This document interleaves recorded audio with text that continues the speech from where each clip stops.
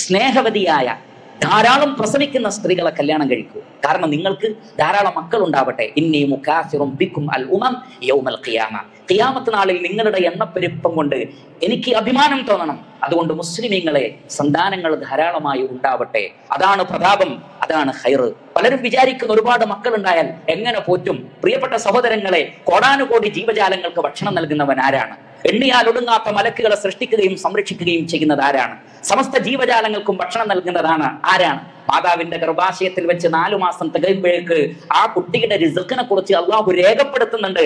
ആ റിസ്ക് പൂർത്തീകരിക്കാതെ ഒരു കുഞ്ഞും ഈ ലോകത്ത് നിന്ന് വിട പറയുകയില്ലെന്ന് നബി സല്ലല്ലാഹു അലൈഹി വസല്ലമയിൽ നിന്ന് സ്ഥിരപ്പെട്ട ഹദീസ് ഉണ്ടായിരിക്കെ, മക്കളുടെ ഉപജീവനത്തെ കുറിച്ച് സൃഷ്ടികൾ വേവലാതിപ്പെടേണ്ട.